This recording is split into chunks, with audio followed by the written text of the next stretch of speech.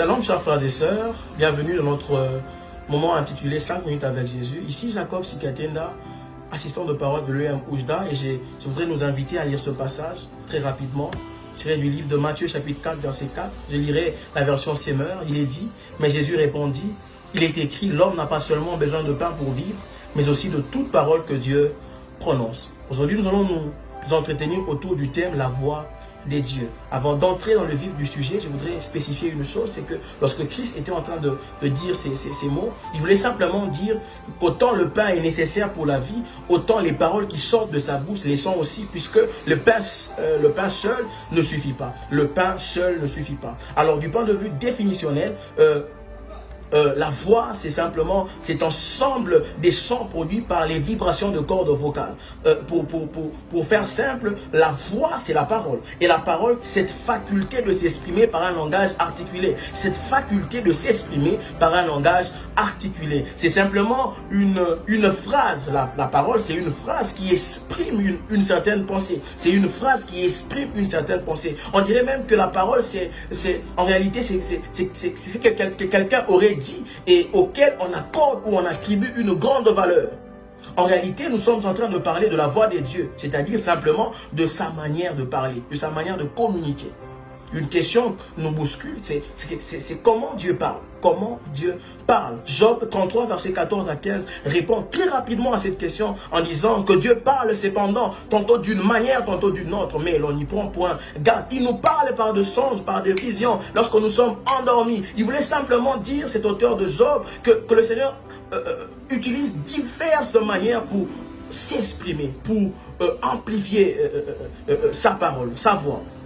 Et même le livre de Joël 2,28 fait le relais en disant, après cela, je répandrai de mon esprit sur toute chair. Vos fils et vos filles prophétiseront. Vos vieillards auront de songes et vos jeunes gens auront des visions. Prophétie, songes, visions et autres sont là ces différents moyens par lesquels le Seigneur amplifie en réalité sa voix.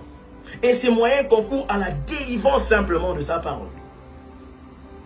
Il y a deux mots grecs qui se traduisent par parole, mais disent pas la même chose. Il s'agit de logos et de rhéma. Logos, en réalité, c'est la parole de Dieu qui est prise dans son ensemble, de Genèse à l'Apocalypse. Logos, c'est cette connaissance générale des dieux.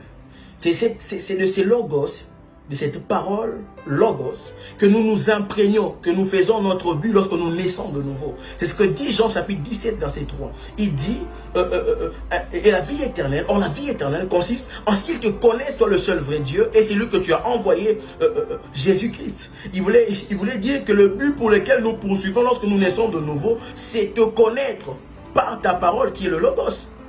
C'est cela le logos simplement. Et le rhéma, c'est quoi? Le rhéma, c'est ce logos, cette connaissance générale de Dieu que nous avons en méditant la parole, qui est maintenant activée par le Saint-Esprit pour accomplir plutôt un but qui soit particulier. Le rhéma, c'est tout ce qui sort de la bouche de Dieu et qui est capable de faire de nous ce que nous n'étions pas avant. Vous comprenez avec moi cette parole de l'apôtre Paul qui dit dans Romains chapitre 10 verset 17, il dit ainsi la foi vient de ce qu'on entend et ce qu'on entend vient de la parole de Dieu. Si on essaie d'analyser cette parole, vous comprendrez qu'il est en train de dire que la foi que nous avons, nous ne l'avons pas des choses écrites, puisque les choses écrites ne sont pas dites. Les choses écrites ne sont pas dites. Ils sont écrites. Et que la foi que nous recevons, nous l'avons de ce que nous entendons. Il voulait simplement dire que la foi que nous avons ou que nous recevons, nous l'avons de ce que nous avons entendu, de ce que nous avons médité. Le Seigneur aujourd'hui veut inviter certaines personnes à non seulement méditer, c'est bien que ce livre de la loi ne s'éloigne pas de sa bouche, médite-le jour et nuit, c'est important. Mais ce qui est plus important, c'est ce que nous entendons de ce que nous avons médité. Et ce que nous entendons et ce que nous avons médité est important puisque c'est la voix de Dieu. C'est ce qu'on appelle le rhéma. Et le rhéma est important. Pourquoi? Pour trois raisons. Il y a plusieurs raisons, mais j'ai pu trouver trois raisons. Trois raisons. Parce que ce qui sort de la bouche de Dieu, premièrement, est vivant et est efficace. C'est ce que la Bible dit lorsqu'il dit dans le livre d'Hébreux chapitre 4, verset 12. Il dit, car la parole de Dieu est vivante et efficace, plus tranchante qu'une épée à double tranchant, pénétrant jusqu'à séparer moi les jointures. Parce qu'elle est vivante et efficace, alors cette parole qui sort de sa bouche est importante. Deuxième raison pour laquelle nous devons rechercher à entendre la voix de Dieu, c'est parce qu'elle est capable d'exécuter la pensée de Dieu. Ésaïe chapitre 55, verset 10 à 11 peut nous le dire. Il dit, de même la pluie ne peut rentrer, je paraphrase, de même la pluie ne rentre pas au ciel sans avoir arrosé la terre, de même ma parole ne rentre pas vers moi sans avoir accompli ma volonté. Parce qu'elle est capable d'exécuter la totalité de la volonté de Dieu, alors ce qui sort de sa bouche est important. Troisième raison, parce que simplement elle est esprit et vie. Jean chapitre 6, verset 63 peut nous dire, il dit, les paroles que je vous ai dites sont esprit et vie. Matthieu chapitre 4, verset 4, l'homme ne vivra pas de pain seulement, mais de toute parole qui sort de la bouche de Dieu. Car toute parole qui sort de sa bouche est esprit et vie. Alors je suis en train de parler, reçoit la vie au nom de Jésus par la parole qui sort de sa bouche. Il est important de signaler que méditer est bien, mais entendre de la méditation est plus mieux. Je me sens appelé de gens à quitter le fait de s'arrêter, de s'asseoir seulement pour méditer et partir, mais à chercher davantage à entendre de ce qu'on a médité. Parce que la voix de Dieu est esprit et vie. Et esprit et vie. Nous allons finir très rapidement en se posant cette question, qui peut entendre la voix de Dieu? Qui peut entendre la voix de Dieu? Jean chapitre 10, verset 27 répond très rapidement à cette question. La Bible dit, mes brebis entendent ma voix. Je les connais et me suivent. Mes brebis, le mais qui est placé devant brebis signifie simplement, c'est un adjectif qui est possessif.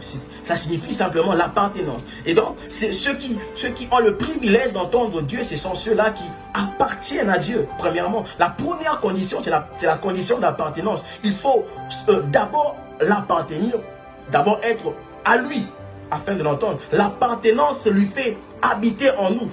L'appartenance lui fait habiter en nous. Ce ne sont que ceux qui lui appartiennent qui peuvent l'entendre, parce qu'il dit, mes brebis entendent ma voix. Et la deuxième condition, c'est entendre.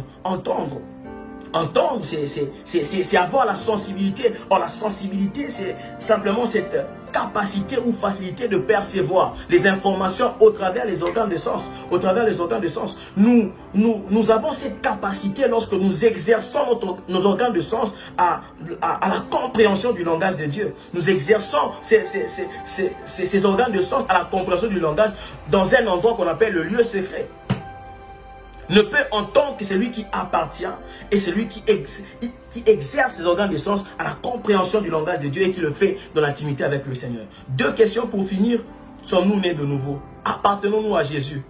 Deuxièmement, exerçons-nous dans le lieu secret? Exerçons-nous dans le lieu secret nos organes de sens. Il t'appelle à non seulement méditer sa parole, mais il t'appelle au travers de cet audio, de cette vidéo, à chercher à l'entendre. Tu n'entends pas.